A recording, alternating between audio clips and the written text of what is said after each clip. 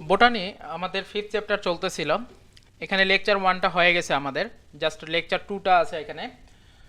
আর হচ্ছে আমরা লেকচার 1-এ শৈবালের কিন্তু আমরা মানে পার্টটুকু দেখেছিলাম, শৈবালের পার্টটুকু। সেখানে শৈবালের বৈশিষ্ট্য দেখেছিলাম, চিহ্নিতকরণ বৈশিষ্ট্য দেখেছিলাম, এই তো আর কি। তো আমরা আস্তে ধীরে একটু লক্ষ্য করব, চলো দেখি। এখানে শৈবালের অর্থনৈতিক গুরুত্ব নিয়ে আলোচনা করা হচ্ছে। তো চলো আমরা এটা একটু দেখতে থাকি। শৈবালের অর্থনৈতিক গুরুত্ব। শৈবালের উপকারী ভূমিকা কি? বায়ুমণ্ডলে অক্সিজেন যোগ করে থাকে, কারণ আমরা জানি শৈবালে ক্লোরোফিল রয়েছে, আর ক্লোরোফিলের জন্য সে বায়ুমণ্ডলে অক্সিজেন মানে ত্যাগ করতে পারে আর কি।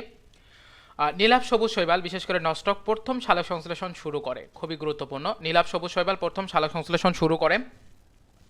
বইয়ে যে টপিকটুকু মিলবে না, ওই টপিকটুকু আমাদের বইটা কাভার হলে আমরা আবার নতুন বইয়ে কি কি আপডেট ইনফরমেশন আছে সেগুলো নিয়ে আমরা নাড়াচাড়া করবো, সমস্যা নেই। তারপর হচ্ছে আরেকটা জিনিস, জাস্ট এখানে হেডলাইনগুলো আমাদের ইম্পর্ট্যান্ট। সেটা হচ্ছে শৈবালের উপকারী ভূমিকা, বায়ুমণ্ডলে অক্সিজেন যোগ, পরিবেশ দূষণ রোধ, উৎপাদক হিসেবে ভূমিকা।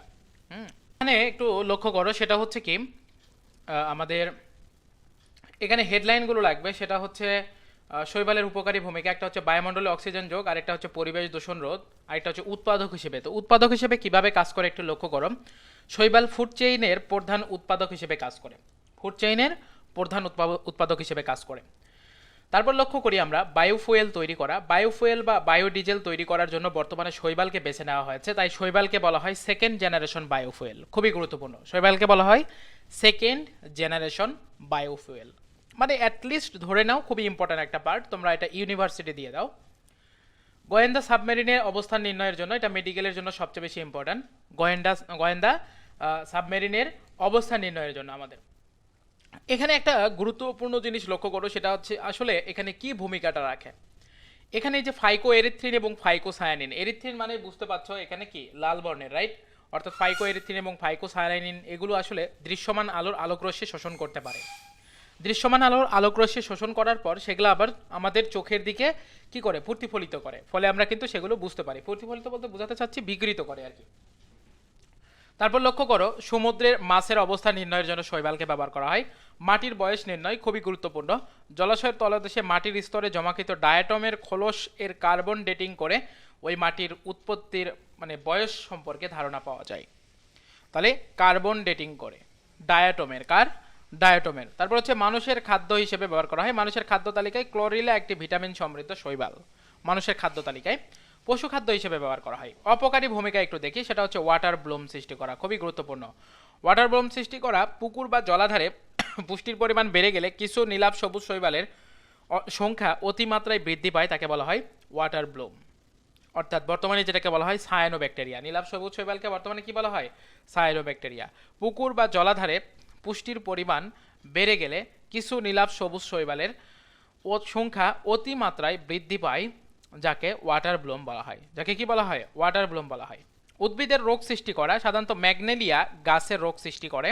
আর মাছের রোগ সৃষ্টি, কোনো কোনো শৈবাল সাধারণত মাছের ফুলকার রোগ সৃষ্টি করে থাকে।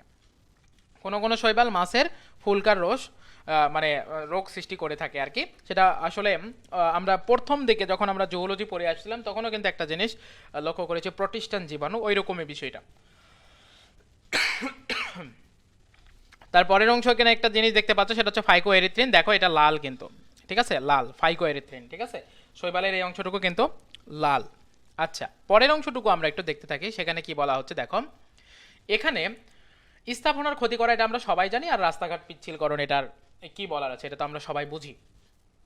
পরের অংশটুকুতে একটু লক্ষ্য করে, সেটা হচ্ছে কি এই যে আমাদের শৈবাল রয়েছে, সেই শৈবালগুলো আসলে সবুজ বর্ণের এবং কোষগুলো পিপাকৃতির, দৈর্ঘ্যের তুলনায় প্রস্থে বড়। কার এটা? এই অলুথ্রিক্সের, অর্থাৎ গার্ডল আকৃতির বা আংটি আকৃতির। মনে পড়ে কিনা? তখন আমরা কিন্তু পড়েছিলাম যে কোনটা কি আকৃতির। যদি মনে না থাকে, যদি ক্লাসটা ভালো মতো না করে থাকো, ক্লাস কিন্তু আমাদের রেকর্ড আছে, আবার জানাবা। আমি কিন্তু ওই অথবা দেওয়া আছে মনে হয় তোমাদেরকে, ওখান থেকে একটু দেখে নিও।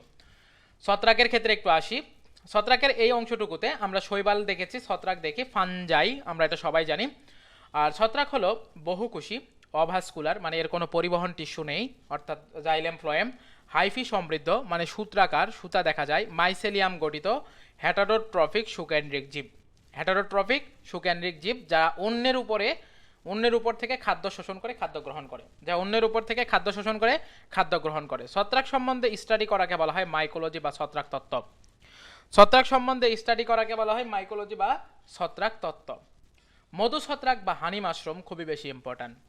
সেটা হচ্ছে কি অর্মিলারিয়া বা অ্যারমিলারিয়া অস্ট্রয়া, অ্যারমিলারিয়া অস্ট্রয়া, যেভাবে বলো না কেন, সাধারণত হানি মাশরুম হিসেবে এটা বেশি পরিচিত। এটার সাধারণত বৈজ্ঞানিক নামটা একটু লাগবে, যেটা পৃথিবীর সবচেয়ে বড় জীব হিসেবে গণ্য করা হয়। মধু ছত্রাক বা হানি মাশরুম এটা পৃথিবীর সবচেয়ে বড় জীব হিসেবে গণ্য করা হয়। উপরের যে ডেফিনেশনটুকু দেখলাম, এটা যেমন একাডেমিক্সের জন্য ইম্পর্ট্যান্ট, তেমনই আবার এটা অ্যাডমিশনের জন্য ইম্পর্ট্যান্ট। অ্যাডমিশনের জন্য এটা কিভাবে ইম্পর্ট্যান্ট?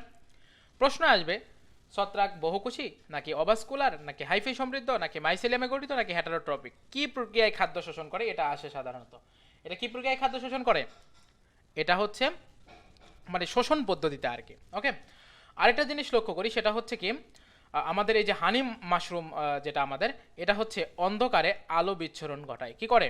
অন্ধকারে আলো বিচ্ছুরণ ঘটায়। এটা তো ডিরেক্ট হানি মাশরুম নয়, হানি মাশরুমের এখানে একটু পার্থক্য রয়েছে। এটা আলো বিচ্ছুরণ বলতে সাধারণত আমরা বিভিন্ন ধাতুরগুলোর ক্ষেত্রে দেখি না, বিভিন্ন ঘড়ি দেখি যেগুলো হচ্ছে দিনের বেলা আলো শোষণ করে, রাতের বেলা আলো ছড়ায়, বা অনেক সময় একটু আলো শোষণ করলে আলোটা ছড়িয়ে দেয়, সেই রকম জিনিস। বিষাক্ত ছত্রাককে বলা হয় অ্যামাটক্সিন। অর্থাৎ কেন বিষাক্ত ছত্রাকের ভিতরে অ্যামাটক্সিন নামক রাসায়নিক পদার্থটা থাকে। অ্যামাটক্সিন টক্সিক বিষাক্ত পদার্থ বোঝাই যাচ্ছে। ছত্রাকের বৈশিষ্ট্যের ক্ষেত্রে সবচেয়ে বেশি ইম্পর্ট্যান্ট আমাদের হেডলাইনগুলো লাগবে। আমরা বুঝতেই পারছি ছত্রাক একটা ক্লোরোফিলবিহীন জিনিস, যার কারণে এটা অসবুজ হবে এবং সালোক সংশ্লেষণে অক্ষম হবে এবং অপুষ্পক হবে। এরা হচ্ছে মৃতজীবী, পরজীবী, মিথজীবী হিসেবে বসবাস করে। এরা মৃতজীবী, পরজীবী, মিথজীবী হিসেবে বাস করে। ছত্রাকের কোষ প্রাচীর কাইটিন নির্মিত। অত্যন্ত গুরুত্বপূর্ণ, একটা স্টার মার্ক করে ফেলো। ছত্রাকের কোষ প্রাচীর কাইটিন নির্মিত। পরেরটা ইম্পর্ট্যান্ট, ছত্রাকের সঞ্চিত খাদ্য হচ্ছে গ্লাইকোজেন, আরেকটা পাশাপাশি আসে তৈলবিন্দু। সবচেয়ে বেশি গুরুত্বপূর্ণ হচ্ছে ছত্রাকের প্রধান খাদ্য কি? গ্লাইকোজেন। ছত্রাকের কোষ প্রাচীরের কি? কাইটিন। ঠিক আছে। ছত্রাক দেহে ভাস্কুলার টিস্যু নেই, অর্থাৎ পরিবহন কোনো টিস্যু নেই, অর্থাৎ জাইলেম ফ্লোয়েম এগুলো নেই ছত্রাকের দেহে। পরের অংশটুকুতে আমরা এখানে একটু দেখি, হানি মাশরুম আমরা এখানে দেখতে পাচ্ছি, এবং বলা হচ্ছিল কি হানি মাশরুমকে এটা বড় জীব হিসেবে গণ্য করা হয় পৃথিবীর। পৃথিবীর সবচেয়ে বড় জীব হিসেবে গণ্য করা হয়। ছত্রাকের বৈশিষ্ট্যগুলো মেডিকেলের জন্য খুবই ইম্পর্ট্যান্ট এবং একাডেমিক্সেও এটা খুবই ইম্পর্ট্যান্ট। পরের অংশটুকু আমরা একটু লক্ষ্য করি, সেখানে একটু দেখি। দেখো, এদের জননাঙ্গ হয় এককোষী, জাইগোট বহুকোষী ভ্রূণে পরিণত হয় না। জাইগোট বহুকোষী ভ্রূণে পরিণত হয় না। তীব্র অভিযোজন ক্ষমতা, কতক 5 ডিগ্রি নিম্ন তাপমাত্রায়, কতক 50 ডিগ্রি এর উপরের তাপমাত্রায় জন্মাতে পারে। তীব্র অভিযোজন ক্ষমতা সম্পন্ন, 5 থেকে 50-এর মধ্যে, মানে এর উপরেও যাইতে পারে, এর নিচেও হইলেও সে জন্মাইতে পারে। ছত্রাক থ্যালোফাইটা জাতীয় উদ্ভিদ। প্রশ্ন হচ্ছে থ্যালোফাইটা এইটা সম্বন্ধে দুইটা কথা লিখবা, এটা হোমওয়ার্ক থাকবে, HW। এইটা সম্বন্ধে হোমওয়ার্ক থাকবে, ঠিক আছে, এইটা সম্বন্ধে হোমওয়ার্ক থাকবে। তাহলে থ্যালোফাইটা জাতীয় উদ্ভিদ হচ্ছে ছত্রাক। ছত্রাক হচ্ছে কি? থ্যালোফাইটা জাতীয় উদ্ভিদ। এককোষী ছাড়া সব ছত্রাকের দেহ হাইফি দ্বারা গঠিত। হাইফি আবার কি জিনিস? এই যে দেখো, এখানে একটা ছত্রাকের হাইফি দেখতে পাচ্ছ, রাইট? এখানে একটা ছত্রাকের হাইফি দেখতে পাচ্ছ, এই যে দেখো হাইফি, অর্থাৎ সূত্রাকার, ঠিক আছে, অর্থাৎ সূত্রাকার এই অংশটুকু হাইফি। তো এখানে এককোষী ছাড়া সব ছত্রাকের দেহ হাইফি দ্বারা গঠিত। পরের অংশটুকু লক্ষ্য করো, সেটা হচ্ছে কি ছত্রাকের দৈহিক গঠন। এটা একাডেমিক্সের জন্য খুবই ইম্পর্ট্যান্ট এবং এখান থেকে গুরুত্বপূর্ণ কিছু লাইন আমরা পাবো যেগুলো আমাদের অ্যাডমিশনের জন্য ইম্পর্ট্যান্ট। আচ্ছা, আমরা একটু লক্ষ্য করি, সেটা হচ্ছে কি ছত্রাকের দৈহিক গঠন নিয়ে। এই দৈহিক গঠনগুলো আসলে ভাইয়া আমরা কিভাবে লিখলে মার্কসটা ভালো পাবো? পয়েন্ট আকারে লিখতে হবে, পয়েন্ট আকারে লিখতে হবে। দৈহিক গঠনগুলো পয়েন্ট আকারে লিখলে ভালো হয়, বোঝা যায় যে এটার পরে এটা, এটার পরে এটা, এটার পরে এটা, এবং সর্বাত্মক চেষ্টা করবা ওই রিলেটেড জিনিসগুলো টেনে টুনে একটা চিত্র অঙ্কন করে দেওয়া ওই রিলেটেড। তো চলো আমরা একটু দেখি। অধিকাংশ ছত্রাক বহুকোষী। ছত্রাকের জননাঙ্গ এককোষী হতে পারে, কিন্তু অধিকাংশ ছত্রাক বহুকোষী। ছত্রাকের সূত্রাকার শাখাকে কি বলা হয়? হাইফা। এই যে দেখো সুতার মতো এই অংশগুলো, এগুলো হচ্ছে কি? হাইফা। দেখতে পাচ্ছ না এখানে? এগুলো হচ্ছে কি? হাইফা। এখানে বহুবচনে এটাকে হাইফি বলা হয়। কি বলা হয়? বহুবচনে এগুলোকে হাইফি বলা হয়। এক একটি হাইফা সরু, স্বচ্ছ, নলাকার, সুতার মতো, এক কথাই শেষ। এক কথা বলতে সুতা কেমন? সরু না? নলাকার না, সিলিন্ড্রিক্যালই তো, এই তো। হাইফার প্রস্থ প্রাচীরকে সেপ্টা বলা হয়। সেপ্টা মানে কি জানো? ব্যবধায়ক পর্দা। সেপ্টা মানে কি জানো তোমরা? ব্যবধায়ক পর্দা, এটাও পর্দা রিলেটেড। তাহলে হাইফার প্রস্থ প্রাচীরকে সেপ্টা বলা হয়। সেপ্টাতে ছিদ্র থাকে, কি থাকে? ছিদ্র থাকে। ছত্রাকের যে দৈহিক অংশ যা অসংখ্য শাখা প্রশাখা বিশিষ্ট সূত্রাকার হাইফি দ্বারা গঠিত তাকে কি বলা হয়? মাইসেলিয়াম। তাকে কি বলা হয়? মাইসেলিয়াম। তাহলে ছত্রাকের যে দৈহিক অংশ যা অসংখ্য শাখা প্রশাখা বিশিষ্ট সূত্রাকার হাইফি দ্বারা গঠিত তাকে বলা হয় মাইসেলিয়াম। তাহলে মাইসেলিয়াম হচ্ছে কি? ছত্রাকের একটা দৈহিক অংশ। আমরা পরবর্তীতে ওই অংশগুলো দেখতে পাবো। তো একটা দৈহিক অংশ, এই দৈহিক অংশটা সাধারণত এই হাইফির উপরে দাঁড়ায় থাকে। হাইফির উপরে দাঁড়ায় থাকে, এটাকে বলা হয় মাইসেলিয়াম।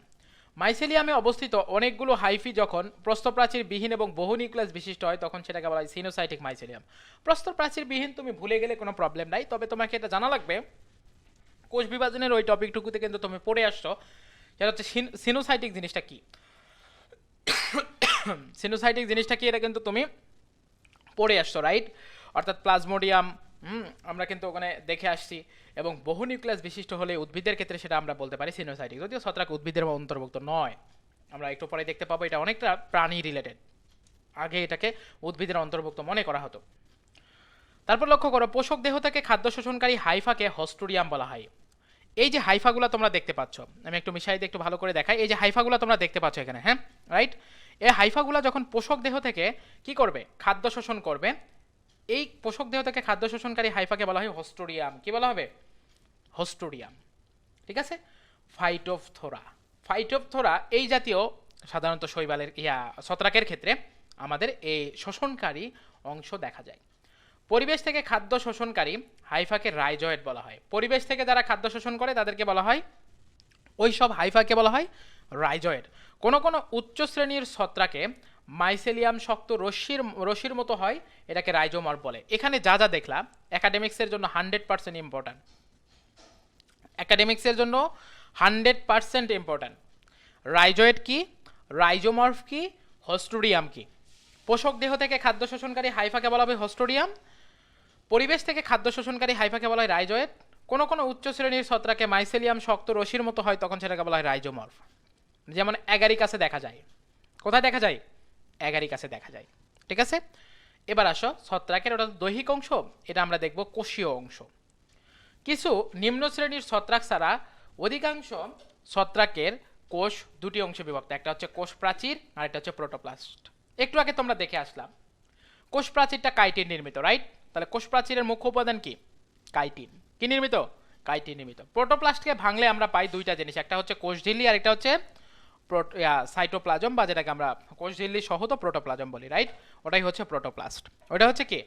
প্রোটোপ্লাস্ট। ছত্রাকের কোষঝিল্লির প্রধান উপাদান কি? এর্গোস্টেরল বা এর্গোস্টেরল বলা হয়।